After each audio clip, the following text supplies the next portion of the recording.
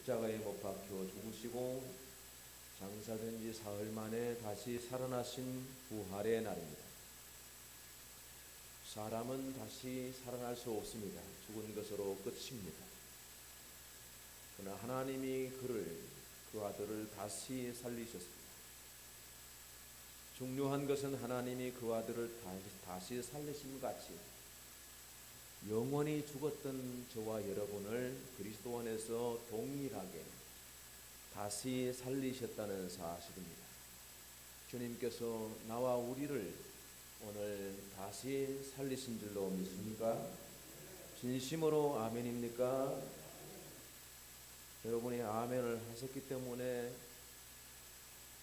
두 가지 중에 하나입니다. 정신이 좀 어떻게 되었거나 아니면 참으로 성령의 은혜로 이 놀라운 사실을 믿게 되었거나 후자인 줄 믿습니다. 성령이 깨닫게 해주신 것이 아니고는 절대로 예수 부활을 믿을 수 없습니다. 옛날 영국의 최고 지식인 두 사람이 예수의 부활이 거짓이라는 사실을 입증하기 위해서 둘이 연구를 시작했습니다. 길버트 웨스터와 리틀 스톤이라는 학자입니다.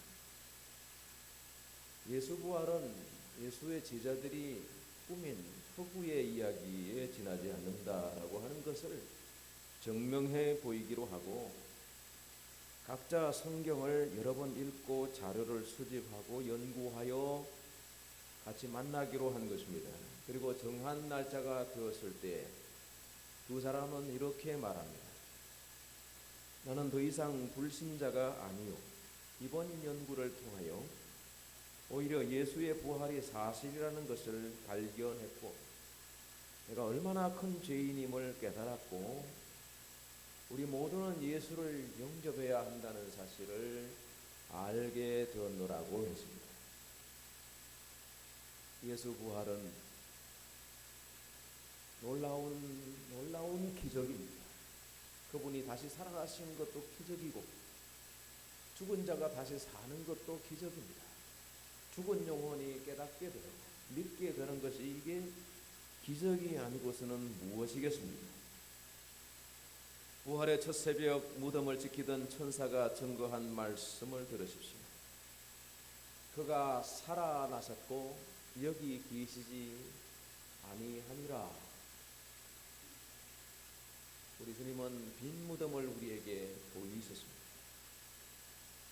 기독교는 부활의 종교입니다. 부활이 없다면 기독교는 존재할 수 없습니다. 부활이 없다면 우리의 믿음도 헛된 것입니다. 부활이 없다면 기독교는 세계 역사의 최고의 사기 집단일 수밖에 없습니다. 그런데 어떻게 사기 집단이 2000년을 유지할 수 있겠습니까? 어떻게 거짓 신학을 가지고 수많은 사람들을 대대로 현혹할 수 있었겠습니까? 어떻게 그 모진 박해에도 불구하고 부활의 신앙의 명맥을 유지할 수 있었겠습니까? 무엇보다도 믿지 않던 이들의 변화, 이것은 부활 신앙이 아니고서는 증명할 수 없습니다. 제자들 가운데서는 예수의 부활을 경험하고도 믿지 못했다고 했습니다. 엠마오로 가는 두 제자는 그늘에 이루어진 부활의 소식을 들었지만은 믿지 못하고 실망하면서 고향길로 내려가지 않습니까? 도마는 부활하신 주님의 못 박힌 손을 만져보고서도 믿지 못했습니다. 천사가 나타나서 부활을 전했다고 해도 여인들의 전하는 말을 듣고도 믿지 못했습니다. 베드로는 예수님의 무덤으로 달려가서 빈 무덤을 확인하고서도 믿지 못했습니다. 이렇게 부활을 믿지 못하는 사람들이 이상하게 죽어요. 베드로는 주의 복음을 전하다가 로마에서 십자가에 거꾸로 못 박혀 죽습니다. 그 형제 안드레는 러시아의 복음을 전하다가 X자 십자가에 못 박혀 죽었습니다. 야고보는 바닷가 지역을 다니다가 복음 전하다가 헤롯의 칼에 죽임을 당했습니다. 예수님 제자 빌립 소아시아 터키 지역에서 전도하다가 히에라볼리에서 매를 맞고 죽었습니다. 바들로메는 인도에서 살갗이 벗겨진 채로 십자가에 매달려 죽은 후에 바다에 던져졌습니다. 의심하던 도마는 페르시아 인도에서 전하다가 창에 찔려 죽었습니다. 세리 마태는 이디오피아에서 복음을 전하고 돌아오다가 애굽에서 창에 찔려 죽습니다. 알페오의 아들 야고보는 기도를 워낙 많이 해서 낙타 무릎이라고 불렸는데 시리아에 가서 전도하고 돌아와서 예루살렘에서 포로로 킴을 당해서 죽었습니다. 유다 다데오는 아르메니아에서 복음을 전하다가 칼에 찔려 죽습니다. 가룟 유다 대신 제자로 뽑혔던 마띠아는 예루살렘에서 참수당해 죽었습니다. 이와 같이 12제자들은 참 이상하게 죽은 겁니다. 사도 바울은 로마에서 목이 달렸는데 떨어진 머리에서 그의 입술이 끝까지 예수 예수 예수를 부르다가 외치다가 죽었답니다. 바울과 함께 선교 다녔던 누가는 헬라에서 감나무에 매달려 죽었습니다. 왜 이렇게 죽어야 했을까요? 부활의 복음을 전거하다가 부활이 확실한 사실이기 때문에 이 부활의 복음을 듣고 믿어야 사는 것입니다. 자기의 생명을 초기같이 버리면서 예수님의 정인의 삶을 살았던 것입니다. 오늘 그 중에 한 사람 사도 바울이 고린도 교회에 편지합니다. 고린도 지역은 무역이 발달했고 많은 석학들이 모이는 헬라 시대의 철학의 도시이기도 했습니다. 플라톤의 이원론의 영향을 받아서 영혼의 존재를 그들은 인정했습니다. 사람은 영혼으로 되어 있다. 영혼과 육으로 되어 있다고 해서 이원론입니다. 그리고 육체는 악하고 영은 선하기 때문에 사람을 자꾸 깨우치고 공부를 해야 된다 이렇게 생각했습니다. 사람의 영혼은 죽어도 이건 없어지는 것이 아니다.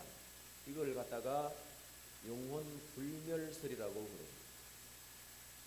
영혼이 불멸한다는 사실은 그들이 인정해도 죽은 자가 육체로 부활하는 것을 믿지는 못했습니다.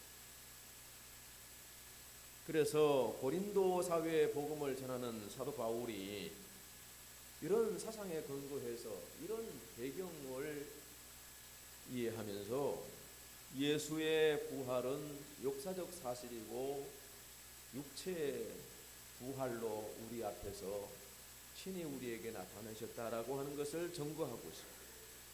자, 그런데 어떤 사실을 증거하기 위해서 근거가 확실해야 되죠. 사도 바울은 오늘 세 가지 면에서 예수 부활을 입증하고 있는데 첫째는 성경 말씀이에요. 오늘 3절 말씀 보니까 내가 받은 것을 먼저 너희에게 전하였노니 내가 주께 받은 것이다. 하나님이 계시로 내게 주신 말씀입니다. 그 말씀을 통해서 깨달은 바 복음을 전하는데 이는 성경대로 그리스도께서 우리 죄를 위하여 죽으시고 장사 지낸 바 되었다가 성경대로 사흘 만에 다시 살아나사 게바에게 보이시고 이렇게 기록하고 있습니다. 그러니까 오늘 말씀에서 두 번씩이나 성경을 근거로 말하고 있습니다. 여러분, 우리가 무슨 말을 할 때 근거가 확실해야 되지 않습니까? 팩트에 근거해서 말하면, 사실에 근거해서 말하면 힘이 실리는 겁니다. 그런데 가장 팩트 중에 팩트, 사실 중에 사실, 진리 중에 진리는 뭐냐? 하나님의 말씀, 성경이라는 것입니다. 그래서 영어권 설교자들이 자주 하는 상투적인 그 말이 뭐냐 하면 Bible say. 성경이 말씀하시기를, 이런 뜻입니다. 성경의 말씀은 가장 확실한 것입니다. 성경이 말씀하셨기 때문에 말씀은 진리인 것입니다. 하나님의 말씀은 살았고 운동력이 있고 활력이 있다고 그랬습니다. 이 하나님의 말씀은 거짓이나 변개함이 없습니다. 확실한 사실이고 수천 년 전에 하신 말씀이 약속이면 그것이 그대로 이루어지는 것입니다. 그러므로 약속을 믿고 붙들고 기도하면 그만큼 확실한 기도는 없습니다. 오늘 바울이 말하는 성경은 신약 성경이 아닙니다. 우리는 신약 성경이 있기 때문에 예수를 발견하기도 쉽고 구원의 진리, 지혜를 얻기도 쉬워요. 근데 바울이 가졌던 성경은, 그 시대의 성경은 구약 성경이란 말입니다. 여러분, 구약 성경 율법서, 모세오경, 시편, 잠언, 전도서 다 좋은 말씀이에요. 그러나 그 속에서 진리의 말씀, 구원의 진리를 우리가 얻는 것이 얼마나 어려운 건가요? 선지서를 보고 그 하나님의 사랑과 구원을 얼마나 많이 우리가 받아들일 수 있겠습니까? 이렇게 무서워 하나님이? 이렇게 생각할 수 있잖아요. 하나님의 공의 속에 하나님의 그 사랑, 돌아오라, 회개하라. 또 회개한 자에게 또 고멜, 호세아스를 보면 옷을 입히고 먹이고 또 사랑을 베풀고, 성경 저변에 흐르는 사랑, 하나님의 구원에 대한 그 열심, 레위기 제사를 통해서 구원의 신학을 우리는 예수 그리스도를 통해서 다시 거꾸로 보니까 레위기가 구원의 책이구나, 출애굽기가 이게 구원의 이야기구나 생각하지만 이스라엘 백성들에게는 그건 역사요, 하나님이 우리만 선택하고 우리만 사랑하기로 하신 말씀이라고 생각하지 않았겠습니까? 그런데 사도 바울은 이 성경에서 구원을 찾는 것입니다. 그 성경에서 예수 그리스도를 발견하게 되는 것입니다. 바울은 디모데에게 편지하기를 이렇게 적고 있습니다. 또 어려서부터 성경을 알았나니 성경은 능히 너로 하여금 그리스도 예수 안에 있는 믿음으로 말미암아 구원에 이르는 지혜가 있게 하느니라.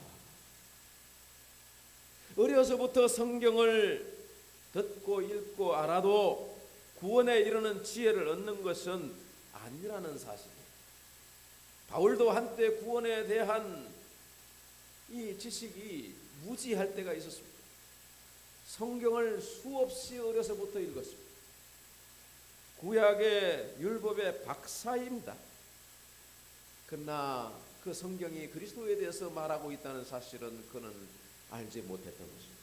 그래서 그는 예수를 나사렛 이단이라고 규정하고 예수 믿는 사람들을 잡아 죽이기 위해서 대제사장의 공문을 받아가지고 다메섹에 있는 예수 믿는 것들을 잡아 죽이기 위해서 말 타고 가다가 꼬꾸라졌어요. 부활하신 예수를 만나 바울아 바울아 사울아 사울아 어찌하여 나를 박해하느냐, 주여 누구십니까? 나는 네가 핍박하는 예수라. 그렇게 예수를 만나고 그는 꼬꾸라져서 예수가 죽은 줄 알았더니 다시 살아났었구나, 예수의 부활은 확실한 사실이고 하는 사실을 알게 되고, 그리고 다시 성경을 보니까 성경은 구원의 책이요, 예수의 이야기요, 하나님의 사랑 이야기요. 그래서 성경 말씀하기를 바이블 세이, 성경대로 주께서 오셨고 성경대로 죽으셨고 성경대로 다시 살아나셨으니 그는 우리의 구세주요, 우리의 메시아요. 할렐루야. 그의 부활이 나의 부활이 되었다는 것입니다. 두 번째는 많은 증인들을 소환해서 증거하고 있습니다. 오늘 5절 말씀에 보시면 게바에게 보이시고, 게바는 베드로의 유대식 이름입니다. 뜻은 반석이라는 뜻이죠. 베드로에게 여러 번 보이셨습니다. 후에 12제자에게 가룟 유다의 결혼을 보충해서 마띠아를 선출했죠. 12제자에게와 그 후에 500의 형제에게 일시에 예수님의 부활은 더 이상 조작될 수 없는 많은 증인들을 확보하기 시작했습니다. 그 중에 지금까지 절반이나 살아 있습니다. 지금까지라고 하면 예수 부활이 32년, 33년경이라면 고린도 전서를 보낼 때는 수후 55년경입니다. 22, 3년의 시간이 흐른 겁니다. 그 22, 3년 동안 이분들이 절반이나 살아있는 250명의 인원들은 살아있는 동안 그들에게 가장 큰 이슈는 예수 부활하셨다는 소식의 증거일 것입니다. 그래서 만나는 많은 사람들에게 예수 부활을 내가 경험했다라고 하는 거예요. 성경대로 다시 살아나셨고 이걸 전하지 않겠습니까? 그래서 믿는 자들의 수요가 점점 많아졌다 그랬습니다.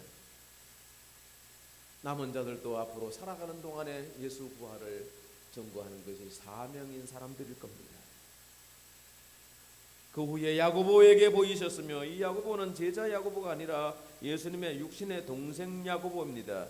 예수님의 동생들이 남자 형제만 야고보, 요한, 유다, 시몬 4명이 거명이 되어 있고요. 자매들도 많이 있었습니다만은 요한복음 7장 5절의 말씀 보니까 이는 그 형제들까지도 예수를 믿지 아니함이러라. 예수를 믿지 않는다는 것이 무슨 뜻입니까?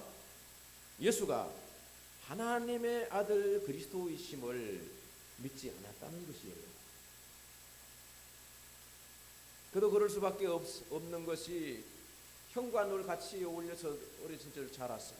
오빠랑 같이 늘 나무를 뜯고 나무하러 다니고 그랬던 자매들이 어떻게 예수가 우리 오빠가 어떻게 우리 형이 하나님의 아들이라고 믿지 않았다는 것입니다. 그러나 야고보는 믿게 되었습니다. 야고보에게 나타나심으로. 그래서 그는 예루살렘 교회의 가장 권위 있는 지도자가 되었습니다. 사도행전 15장에 보면 사도 바울이 선교 여행을 다니고 신학적인 문제를 정리하기 위해서 예루살렘 사도회의에 가서 보고를 할 때 야고보는 그 의장입니다. 가톨릭 교회는 지금까지도 베드로를 일대 교황으로 인정하고 우기죠. 일대 교황이었다고 우겨야 2대 교황도 권위가 있는 것이고, 지금 교황도 천국 열쇠를 가지고 있는 것이고, 사람들을 천국 보내고 지옥 보내고 하는 것이 떡을 하나 입에 넣어주고 말고 하는 그게 생명 여탈금과 같은 것이니까, 그런 권위를 확보하기 위해서 베드로는 일대 교황이 되어야 하지만, 초대교회 전성과 사도행전 15장을 보면 일대 교황은 말하자면 야고보였던 것입니다. 야고보가 어떻게 믿지 않는 형제가 믿게 되었냐?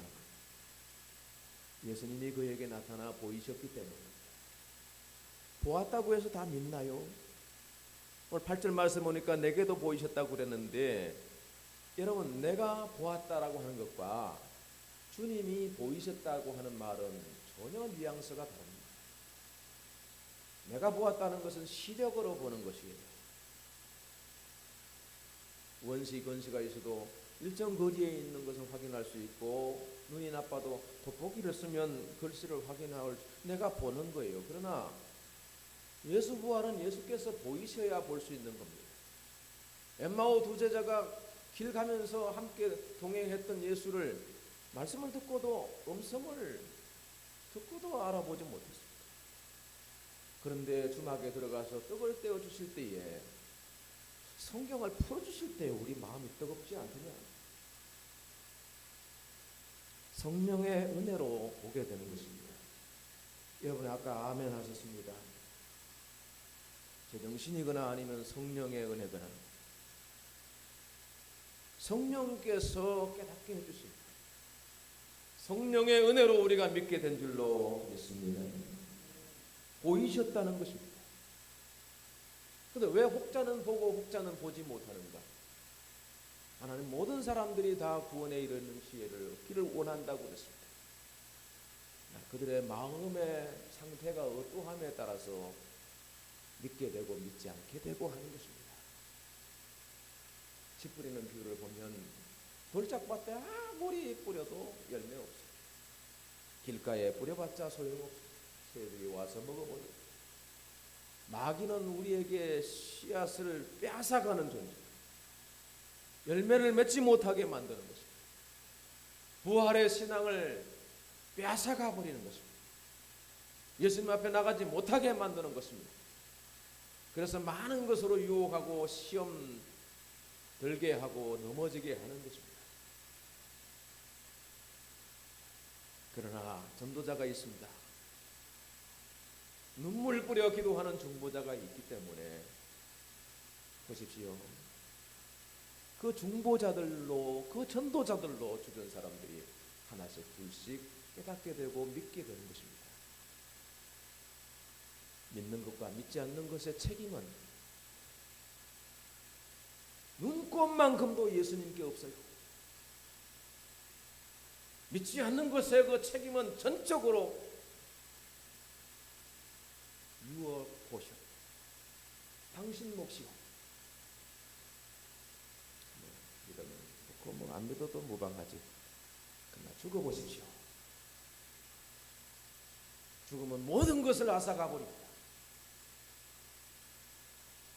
집을 등기해서 하늘나라 가는 사람 하나도 없어요. 살 때뿐이에요. 집이 넓으면 청소하기 복잡해요. 침대 한 칸이면 되고요. 한 평이면 좋아요. 톨스토이의 사람에게는 몇 평의 땅이 필요한가? 저는 땅 한 평도 없지만요. 과음이라고 하는 한 욕심쟁이를 주인공으로 등장시켜서 사람은 자기 눕는 땅 한 평이면 족하다는 것을 말해주고 있습니다. 예수 그리스도는 이 땅에 한 평 땅도 없었습니다. 그님이 들어가신 무덤도 남의 무덤, 아리마대 요셉이 자기 묻히려고 준비했던 무덤을 예수님께 급히 내어드렸습니다. 늘 빌려서 살았습니다. 입은 옷 한 벌로 좋겠습니다. 용은 돌이 있지만은 인자는 머리 둘 곳이 없고 늘 줄이시고 고나시고 힘들고 많은 역경과 어려움 속에서 전도자의 삶을 사셨습니다. 왜 부잣집에 오지 않으시고 나사렛 시골 마을의 목수의 아들로 나오셨어요? 어찌 도시에 가서 성공할 생각 안 하시고 목수 일을 보시면서 지방에 머무셨을까요? 자기에게 때가 있는 것을 알기 때문에 하나님의 성령이 이끄시는 대로 유대 광야에 가서서 40일 금식하고 줄이시는 중에 이제 때가 왔다는 사실을 주님이 깨닫고 공생의 3년의 전도자의 삶을 사셨습니다. 예수 그리스도의 공생에 3년 우리가 너무나도 성경을 조명해서 이분은 진실로 하나님의 아들 그리스도였구나 하는 사실을 우리는 알게 되고, 그리고 구약을 보니까 이게 다 구원의 이야기요, 성경 전체는 하나님의 사랑의 이야기요 알게 되는 것입니다. 초대교회 예수 그리스도의 제자들이 죽어가면서 외쳤던 복음이 무엇입니까? 예수 그리스도는 하나님의 아들 그리스도요 곧 나의 구세주요. 할렐루야. 그것을 제가 십자가 만들면서 저기다가 5글자를 쓰겠습니다. 이크투스.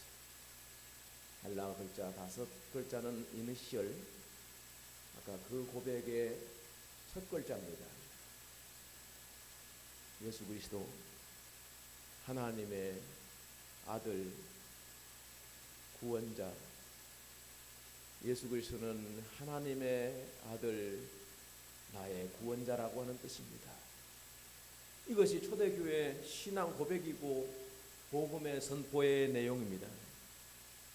오늘도 사도 바울처럼 제자들처럼 이 부활의 확실한 복음을 우리가 주변 사람들에게 전거할 수 있기를 바랍니다. 오늘도 여러분은 혼자 오셨지 않습니까? 주변에 넘어져 있는 사람, 죽어 있는 사람, 믿지만 않는 사람들이 수많이 있으면서도 1년 내내 혼자 오시겠습니까? 예수 그리스도의 부활을 목격한 사람들은 다 정민이었다는 사실입니다. 그것이 사명이었던 사람들입니다. 오늘 계란은 두 개로 들 겁니다. 하나는 여러분의 몫이고 하나는 누군가의 몫입니다. 교회 것은 가져가려고 생각하지 말고 여러분의 것을 교회에다가 가지고 오십시오. 떡은 하나를 드릴 겁니다. 집에 우리 남편, 그분은 먹을 자격이 없는 사람이에요.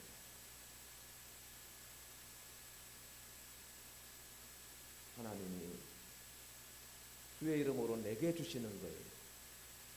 욕심내지 마세요. 물질 욕심내지 마세요. 다만 이거 전도하러 누구 주세요 하시면 그거 심부름 가시는 거예요. 주님께서는 우리에게 생명의 떡이 되셨습니다. 떡을 먹지 않아도 살지만 영원한 생명을 먹지 아니하면 죽지 우리가 살지 못하는 것입니다. 그래서 예수님은 떡으로 오셨다고 그랬고 이 계란은 은과 부활입니다. 그 속에 유정란이 생명이 있다고 하는 것을 상징하는 것입니다. 예수님이 부활하셨습니다. 이것이 오늘 우리가 세상에 선포하는 전도의 메시지인 것입니다. 사도 바울 오늘 세 번째 증거는 자기 간증입니다. 나는 사도 중에 지극히 작은 자라 내가 하나님의 교회를 핍박하였으므로 사도라 칭함을 받기에 감당치 못할 자로다. 그러나 나의 나된 것은 하나님의 은혜로 된 것이 내게 주신 그 은혜가 헛되지 아니하여 내가 모든 사도보다 더 많이 수고하였으나 내가 한 것이 아니요 하나님의 은혜로라. 하나님의 은혜로 내가 믿게 되고 복음의 전도자가 되었다는 것입니다. 은혜의 간증이 있는 사람입니다. 간증이 있는 사람은 힘이 있습니다. 나는 찾았다. 나는 만났다. 예수 그리스도는 나의 구원자다. 하나님은 살아계신다. 이걸 강요해서 믿겠습니까? 이것을 학습해서 믿게 되겠습니까? 믿음의 선물을 우리가 받은 것이고 그 선물 받은 것을 소중히 간직하다 보니까 이게 믿음이 자라서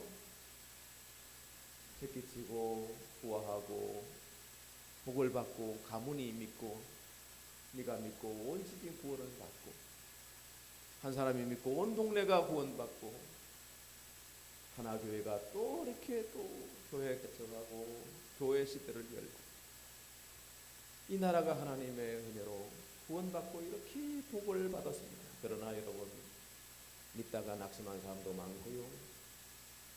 세상 길에 넘어지는 사람도 너무 많습니다. 얼마나 많은 사람들이 그리스도의 복음을 들었는지 몰라요. 그러나 오늘 부활을 확실히 마음 가운데 간직한 사람들은 그 중에 소수라는 것입니다. 많은 사람들이 주일학교 다녔습니다. 다 듣고 한때는 믿었을 겁니다. 그러나 믿음을 잃어버렸습니다. 왜? 그리고 소중하지 않은 거예요. 세상 살다 보니까 바쁜 거 있고 더 중요한 거 있다고 생각. 프라이오리티. 무엇이 우선인가? 무엇이 중요한가? 이 문제입니다. 우리는 예수 부활이 곧 나의 부활이요. 주님께서 나를 살리셨으니까 내가 사는 이유가 있는 것이고 내가 살아야 할 삶이 있는 것이고 제자들은 예수 복음을 증거하는 것이 사명이었던 사람. 멀리 가서 전도하지 못하고 해외 선교는 못해도 우리 가족들 구원해야 되지 않겠어요? 친구들을 인도해야 되지 않겠어요? 사람을 주께로 인도하는 것은 공창의 별과 같이 빛나는 거라 그랬습니다. 그만큼 소중한 것은 없습니다. 어떤 사람은 자다가 호흡이 가파서 실려가고 많은 것을 남기고 가더라고요. 서보지도 못하고 넓은 집인들 무엇을 소용이 있습니까? 많은 땅이 무슨 소용이 있습니까? 자식들에게 그게 복이 될 거라고 생각합니까? 그거 아무것도 없어도 여러분 부활신앙을 간직하고 자녀들에게는 생명의 부활을 전성하는 여러분의 입술로 예수 부활을 증거하는 정인들이 되시기를 축원합니다. 예수님 감사합니다. 다시 사신 예수님이 내 안에 살아계시는 줄로 믿습니다. 임마누엘 여호와 이레로 늘 함께 하시고 인도하심을 감사드립니다. 부활의 복음을 듣는 우리가 사명자요 내게 있는 이 생명을 증거해야겠사오니 입술을 열어서 증거하게 하시고 삶으로 증거하게 하여 주시고 살아계신 하나님의 만남의 간증을 가지고 사람들을 증거하고 기도하면서 하나하나 영혼들을 주께로 인도할 수 있도록 은혜 주시옵소서. 예수님의 이름으로 기도하옵나이다. 아멘.